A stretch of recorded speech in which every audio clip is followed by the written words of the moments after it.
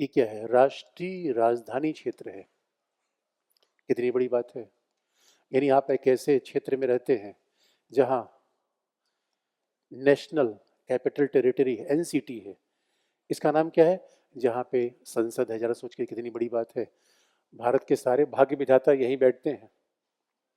जहां उच्चतम न्यायालय है, जस्टिस चंद्रचूड़ बैठते हैं यहीं पे। जहां देश के तीनों सेनाओं के हेडक्वार्टर हैं, जहां 150 देशों के एम्बेसीज हैं। कभी आप चले जाइए उधर लुटियन जोन में, यहाँ राष्ट्रपति भवन, कई लोग तो बाहर से आते हैं राष्ट्रपति भवन देखने, और यहाँ बच्चे जो दिल्ली में रहते हैं वो राष्ट्रपति भवन देखने नहीं जाते क्या? कितना भोला भाला सवाल है। कह रहा राष्ट्रपति मेट्रो में तो दिखते नहीं। ये तुम्हारे स्तर का सवाल है, बिल्कुल करेक्ट है। इतना भोला भाला बच्चा हमारा सवाल पूछ रहा है कि राष्ट्रपति मेट्रो में दिखेगा इनको। अरे राष्ट्रपति के लिए अपना हेलीकॉप्टर है, उसका बग्गी है, अपना एयरक्राफ्ट है। अब तुम कहोगे प्रधानमंत्री मेट्रो मुझे नहीं दिखते। प्रधानमंत्री मेट्रो में, मुख्यमंत्री मेट्रो में जाते हैं थोड़ा सा फोटोशॉप करवाने के लिए कि भाई फोटो हो जाए कि प्रधानमंत्री मेट्रो में चलते हुए। प्रधानमंत्री के पास क्या क्या है, मैं क्या क्या बताऊं दोस्तों। अब आर्टिकल देखिए संविधान में, आर्टिकल 239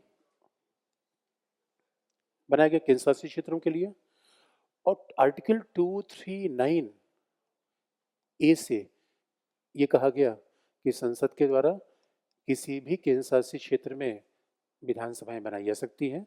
और विधानसभाएं क्यों बनाई जाएंगी? जवाबदेहिता की सरकार हो, उत्तरदायी सरकार हो। तो आर्टिकल 239 ए जब आया, आर्टिकल 239 में केंद्र शासित क्षेत्रों के प्रशासन की बात की गई है। आर्टिकल 239 ए में केंद्र शासित क्षेत्रों में विधानसभा बनाई जाएगी, और उसी के अंतर्गत पहली बार विधानसभा बनाई गई पुडुचेरी की,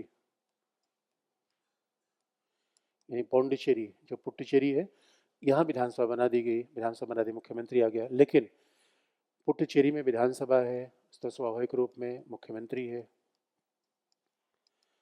क्योंकि विधानसभा होगी, मंत्रिमंडल होगा और मुख्यमंत्री होगा। लेकिन बड़ी ध्यान देने की बात है, पुडुचेरी की किसी भी शक्ति का उल्लेख संविधान में नहीं किया गया। संसदीय विधि के द्वारा, संसदीय विधि के द्वारा 1963 में पुडुचेरी में विधानसभा बना दी गई। लेकिन दिल्ली के लिए स्पेशल संविधान संशोधन किया गया, 69th अमेंडमेंट, यानी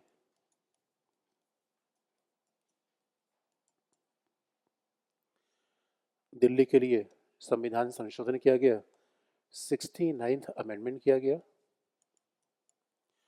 और इससे जोड़ा गया 239AA।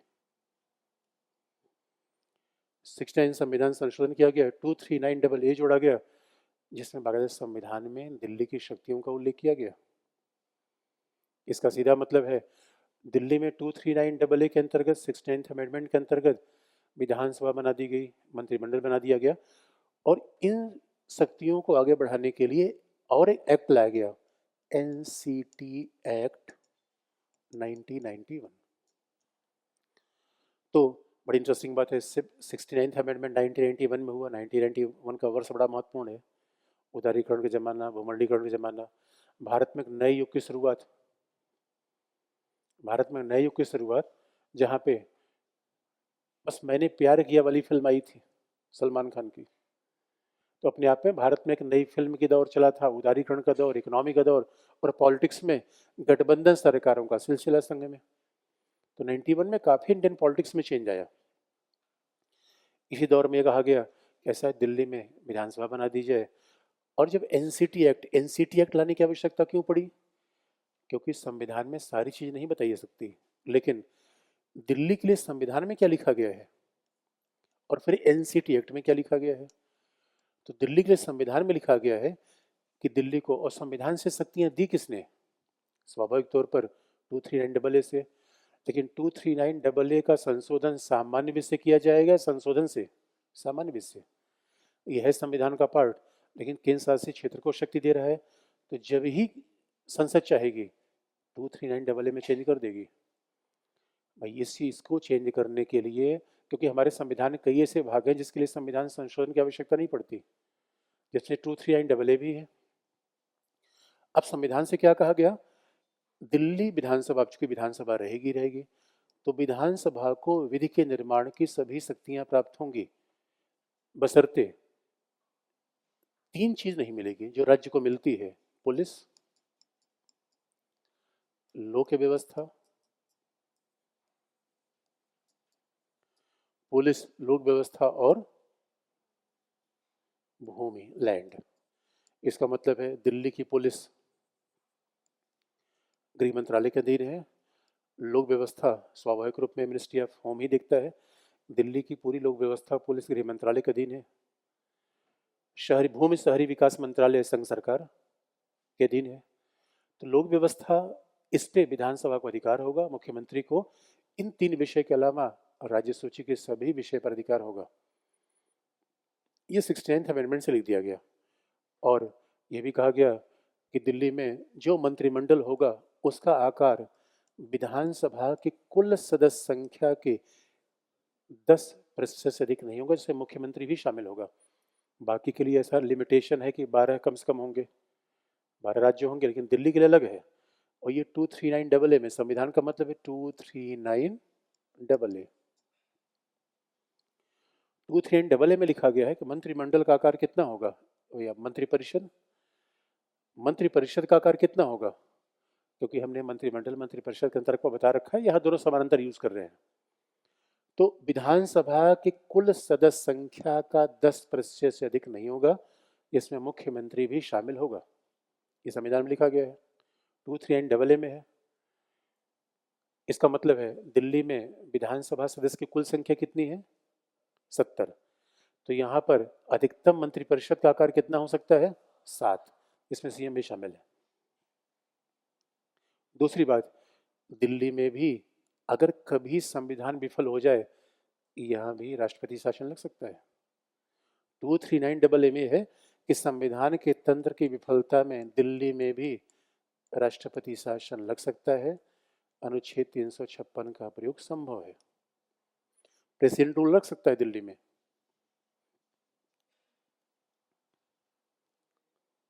क्या कही क्या पुट्टिचेरी में तो संविधान में बात ही नहीं की। पुट्टिचेरी में सारी शक्तियां किसके द्वारा दी गई, संसदीय विधि के द्वारा। लेकिन पुट्टिचेरी को सारी शक्तियां, पुट्टिचेरी को संसदीय विधि के द्वारा शक्तियां दी गई, लेकिन उस वहां भी भाई 356 का प्रावधान है, लेकिन संसदीय विधि से ये कहा गया है भाई कहीं भी अगर विधानसभा रहेगी तो संभव है कि हो सकता है सरकार ना बन पाए, तो सरकार ना बन पाए, मंत्रिमंडल का निर्माण ना हो पाए, ऐसी परिस्थिति में हमारे पास एक ऐसी व्यवस्था होनी चाहिए जहां पर हम मुख्यमंत्री मंत्रिपरिषद निर्वाचित शासन के बजाय, क्योंकि निर्वाचित शासन हमने क्यों अपनाया भाई, दिल्ली में आप देखेंगे 2.5 करोड़ के आसपास की जनसंख्या है, दिल्ली को राज्य बनने की हर शर्त इसके पास है। अगर सिक्किम भारत में राज्य हो सकता है, गोवा हो सकता है, तो उस शर्त पे देखा जाए दिल्ली के पास अपना पैसा भी है, इनकम के मामले में दिल्ली टॉपर है, जनसंख्या 2.5 करोड़, भाई हमारे यहाँ तो अगर 10-10 लाख के भी राज्य हैं तो 2.5 करोड़ जनसंख्या काफ़ी है। दिल्ली के पास राज्य बनने की सारी क्षमता है, लेकिन सवाल ये है कि राष्ट्रीय राजधानी क्षेत्र है। इसलिए जब भी दिल्ली में कोई सरकार में आया, वो बीजेपी की सरकार थी, केजरीवाल, अब इन्होंने सिगुफा छोड़ा, दिल्ली को राज्य बना दो, राज्य बना दो। दिल्ली को राज्य बनाने का मतलब जानते हैं क्या होगा, कि फिर पुलिस राज्य के हाथ में होगी, यानी संघ शासन की सुरक्षा राज्य पुलिस करेगी, तो राज्य कभी भी प्रधानमंत्री की हिरासत में ले लेगी। अगर दिल्ली में राज्य हो जाए टकराव, जानते हैं कैसा होगा, अमेरिका का राष्ट्रपति दिल्ली में आ रहा है, लोक व्यवस्था किसके हाथ में है, दिल्ली पुलिस के हाथ में है, और संघ सरकार ने कहा हाँ भाई सुरक्षा इंतजाम करवाओ, दिल्ली पुलिस ने कहा फिर हाल अभी पुलिस वाले आराम कर रहे हैं। अब सवाल देखिए, अगर भूमि राज्य के हाथ में हो जाए तो क्या प्रॉब्लम आएगी।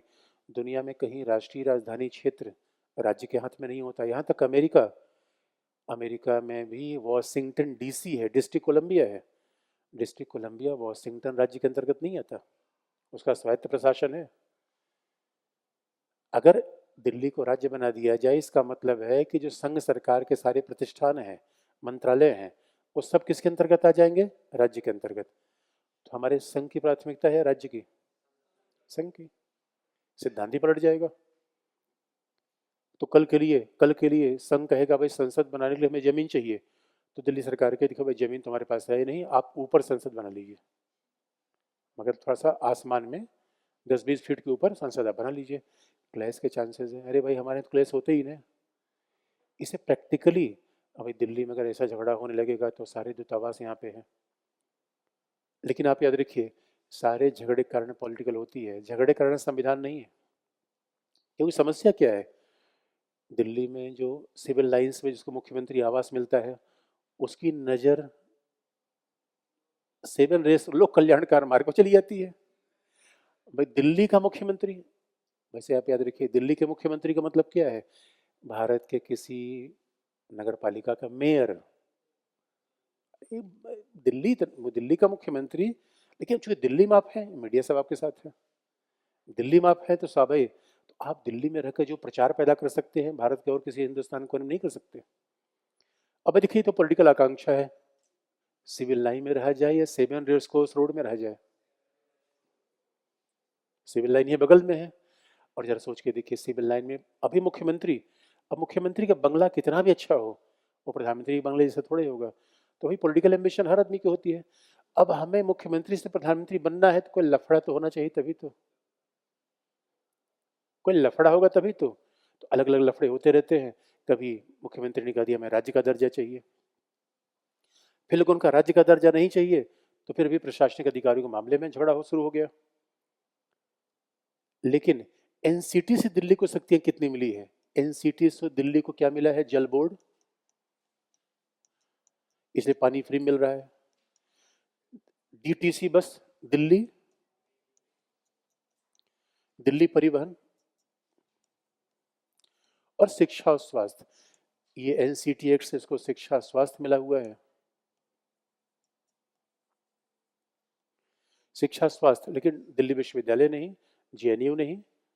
शिक्षा का मतलब है जो अपना ही विश्वविद्यालय बना सकते हैं, बाकी स्कूल की शिक्षा ये इनके हाथ में है। और हॉस्पिटल का मतलब एम्स नहीं।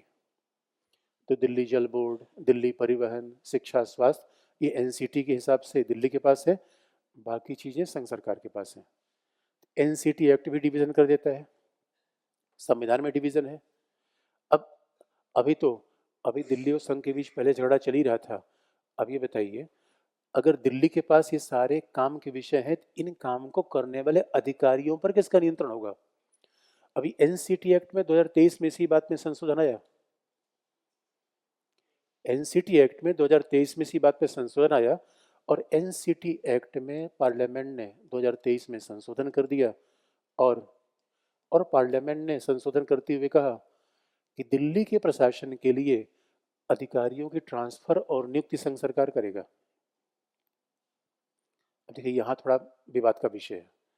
एक बात याद रखिए, आप जानते हैं उत्तरदायित्व का मतलब क्या होता है। ठीक है, दिल्ली को राज्य का दर्जा देने की आवश्यकता नहीं है, लेकिन जैसे हम रिस्पॉन्सिबिलिटी का प्रिंसिपल कहते हैं, देखिए there is a triple chain of responsibility. जैसे चंद्रचूड़ ने कहा, हमारे यहाँ ट्रिपल चेन ऑफ रिस्पॉन्सिबिलिटी है, ये जवाबदेही का सिद्धांत है। और ट्रिपल चेन कौन है, अधिकारी रिस्पॉन्सिबल होगा मंत्री के प्रति, मंत्री विधानसभा के प्रति, विधानसभा जनता के प्रति। तो सोच के देखिए, मुख्यमंत्री बुलाए और चीफ सेक्रेटरी ना आए तो मुख्यमंत्री होने क्या मतलब है। शिक्षा सेक्रेटरी बुलाए और अधिकारी अधिकारी क्या, चलो आते हैं। अब बताओ दोस्तों, इसे सच मानिए। सवाल है कि अगर हम जवाबदेही की बात करते हैं, तो जिस तरीके से विधायी शक्तियों का डिवीजन है, वैसे ही तो प्रशासनिक शक्तियों का डिवीजन होना चाहिए। ये बड़ा बेसिक सिद्धांत है। जिसके पास विधि के निर्माण की शक्ति है, उसके पास प्रशासन की शक्ति है। लेकिन अब चूंकि ये यूटी है, दिल्ली, अब संघ सरकार को अधिकार है, संसद ने संविधान संशोधन कर दिया। इसके पहले शीला दीक्षित भी दिल्ली के मुख्यमंत्री थी, प्रशासन और ट्रांसफर अपॉइंटमेंट सारी शक्तियां मुख्यमंत्री के पास थी। लेकिन अब आप कहेंगे क्या इसमें संघ सरकार ही दोषी है कि शक्तियां ले ली, नहीं नहीं, इसमें राज्य सरकार के भी उतना ही बड़ा दोष है। क्योंकि याद रखिए, एक हाथ से ताली नहीं बजती। और सवाल ये है कि अब अगर दिल्ली को प्रशासन पर नियंत्रण मिल गया, तो जैसे दिल्ली की पहली पहली सरकार आई, तो इन्होंने एंटी करप्शन विंग बनाया। एंटी करप्शन विंग बनाकर अरुण जेटली के ऊपर छापा मरवा दिया। पुलिस जाकर अरुण जेटली घर के सामने खड़ी हुई है। अरुण जेटली का है और वो संघ सरकार के मंत्री, दिल्ली सरकार संघ सरकार के मंत्री पर छापा मार रही है संघवाद के।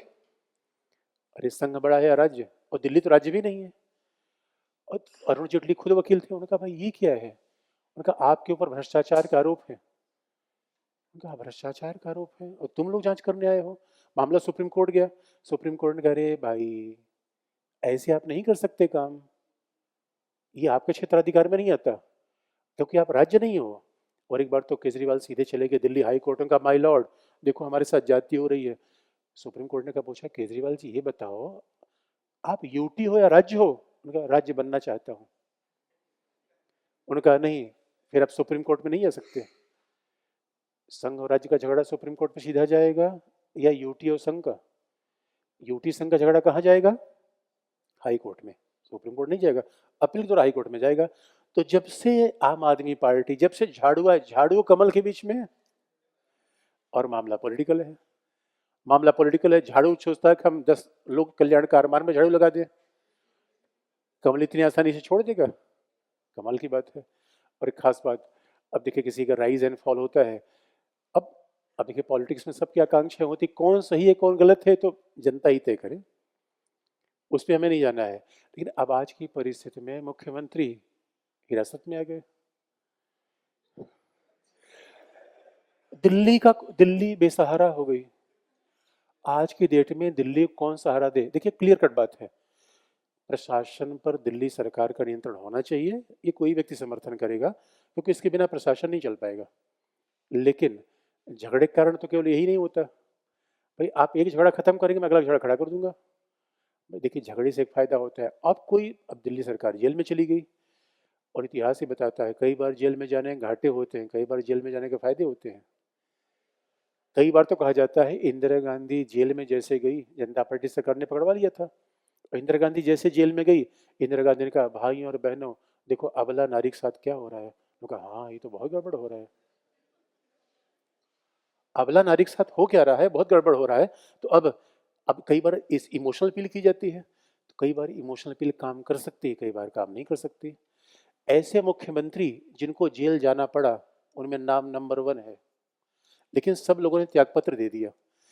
ऐसे मुख्यमंत्री जिनको जेल जाना पड़ा है जय ललिता, यही दोस्तों।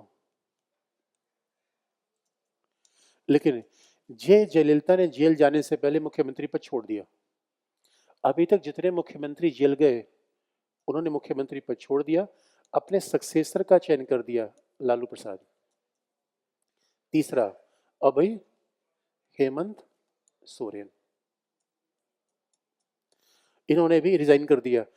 चौथे ऐसे मुख्यमंत्री हैं जिन्होंने मुख्यमंत्री रहते हुए जेल गए, उनका कहना नहीं मैं मुख्यमंत्री पद, भाई सीधी सी बात तो कह रहे जनता ने निर्वाचित किया है। और इसलिए केजरीवाल में सर्वे करवा लिया था, उनका जनता कह रही है कि मैं मुख्यमंत्री रहूं। भाई लोकतंत्र में हर काम किसके मत्थे छोड़ा जाता है? जनता के मत्थे। तो जनता क्या कह रही है ये महत्वपूर्ण है, विधि क्या कह रहा है ये महत्वपूर्ण है, ये विवाद होता है। इसलिए जय जयललिता भी जब इनको 2 साल की सजा मिल गई थी, 2 साल की सजा मिल गई थी, उसके बाद मुख्यमंत्री बन गई थी। कोर्ट ने कहा ये क्या है मैडम, क्या जनता ने कहा आप मुख्यमंत्री बन जाओ, कोर्ट ने कहा बाहर करो, ऐसा नहीं चलेगा। 2 साल की, लेकिन अभी सवाल ये है केजरीवाल को सजा तो मिली नहीं है तो जेल में रहने से कोई, क्योंकि केजरीवाल पहले ऐसे मुख्यमंत्री हैं जिनको एक केजरी नहीं वाल है। भाई भारत के उभरते सितारे, लेकिन ऐसे ही राइज एंड फॉल इंडिया में होता है। और भाई जनता तो ये तय करेगी कौन किसका है कौन किसका नहीं है। लेकिन अब सवाल है केजरीवाल के पास ऑप्शन नंबर 1 है कि जेल में रहते हुए ये मुख्यमंत्री बने हुए हैं, तो भाई जेल में आप कैसे प्रशासन चला पाएंगे? इसी ऑप्शन क्या है, जेल में कोई प्रशासन चला नहीं सकता। हाँ कुछ लोगों को ये अनुमति दी गई थी कि आप अपना व्यापार चल, सुब्रतो सहारा को परमिशन दिया गया था कि जेल में रहते हुए व्यापार आप चला लीजिए। इसका मतलब है ऑप्शन नंबर 1 है कि अब वे अपने उत्तराधिकारी का चयन कर ले,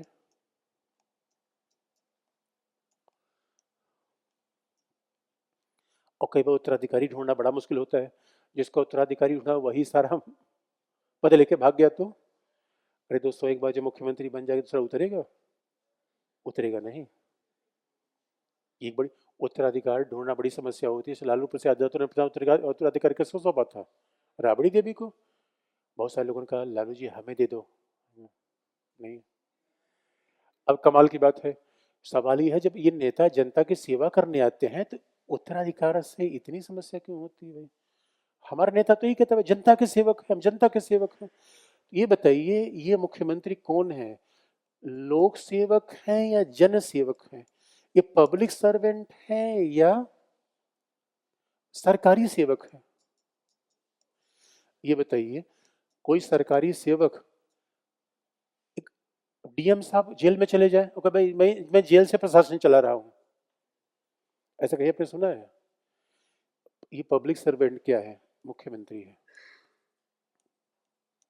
सरकारी सेवक क्या है? डीएम है। तो हिंदुस्तान का कोई डीएम प्रशासनिक अधिकारी क्या जेल से भी शासन चला सकता है क्या? लेकिन सवाल यह है, किसी को जेल तो गलत में, भाई तर्क यह है कि जेल तो गलत आधार पे भेजा सकता है, मात्र जेल भेजना किसी को दोषी सिद्ध करना नहीं। हमारे कोर्ट ऑफ लॉ ये कहता है जब तक न्यायालय किसी को दोषी न सिद्ध कर दे तब तक हर व्यक्ति निर्दोष है। तो केजरीवाल को, किसी भी नेता को, मतलब किसी नेता को पकड़ने से कोई व्यक्ति दोषी सिद्ध थोड़ी हो जाता है। अब कोर्ट तय करेगी। इसके पास दूसरा विकल्प ये होता है अपना उत्तराधिकारी चयन करें, लेकिन जेल से प्रशासन चलाना कठिन है। भाई ये सिद्धांत, भाई लोक सेवक जेल से कैसे प्रशासन चला लेगा? इसका मतलब अब मुख्य सचिव, सारे सचिव कहाँ जाएंगे? जेल। कमाल की बात है, सुबह सुबह सारे मुख्य सचिव सचिव कहाँ जा रहे हैं? जेल। अच्छा, कैबिनेट की मीटिंग जेल में हो रही है। ये सुनने में बढ़िया प्रत्याशित बात लगती है। इसलिए यहाँ पे त्यागपत्र का पहला आधार है नैतिकता, कि भाई देखो जो संवैधानिक पद पे है और जेल चले गए त्यागपत्र दे सकते हैं, वैधानिक आधार नहीं है। दूसरा ऑप्शन है सीधे एलजी कहें, उपराज्यपाल कहें आप अपना उत्तराधिकारी चयन करिए, जेल से शासन नहीं चलेगा, तो एलजी स्वाभाविक रूप में इस बात को निर्देश दे सकते हैं। दूसरा ऑप्शन ये है, एलजी बाकायदा सरकार को निर्देश दे सकते हैं जो दिल्ली के बॉस हैं कि भाई देखो विधि का शासन का मामला है, आप प्रूव करते रहिएगा। पहली बार, कई बार ऐसा लोगों के साथ हुआ है, आडवाणी के खिलाफ हवाला मामले में नाम आ गया था, तो उन्होंने कहा भाई जब तक क्लियर नहीं होगा तब तक मैं मुख्यमंत्री पद नहीं लूंगा। और कई बार ऐसा होता है कि घोटाले में बड़े सारे लोगों के नाम आते हैं। और फिर तीसरा ऑप्शन ये है, दिल्ली में राष्ट्रपति शासन। अब ये तीसरा ऑप्शन थोड़ा कठिन इसलिए है कि दिल्ली विधानसभा में आम आदमी पार्टी के कितने सांसद, कितने विधायक हैं? 63। मैं 70 में से 63 विधायक जिस पार्टी के हों तो वहाँ पे राष्ट्रपति शासन लगाना बेहतर विकल्प नहीं है, क्योंकि वैकल्पिक सरकार का निर्माण होना चाहिए। बोमई केस में उच्चतम न्यायालय ने बोमई केस में बात कह रखी है, बोमई केस में कह रखी है, जो हम आगे पढ़ना भी है, कि जब तक किसी वैकल्पिक सरकार का निर्माण के सारे मामले खत्म नहीं हो जाते तब तक अपन अनुच्छेद 356 का प्रयोग नहीं करेंगे। अब सवाल है, और बड़े लोग इसमें अपना भाग्य देख रहे हैं, काश काश हमारा नंबर आएगा नहीं आएगा। ये देखिए, पॉलिटिक्स बड़ा बेरहम खेल है दोस्तों। एक आदमी जेल गया, बाकी तो नारेबाजी अलग हो रही है कि हम बहुत दुखी हैं, बहुत दुखी हैं। क्या हमें भी मौका मिल जाएगा क्या? अंदर अंदर क्या चल रहा है, क्या हमें भी मौका मिल जाए क्या? तो सवाल है किसको मौका मिले, किसको नहीं मौका मिले।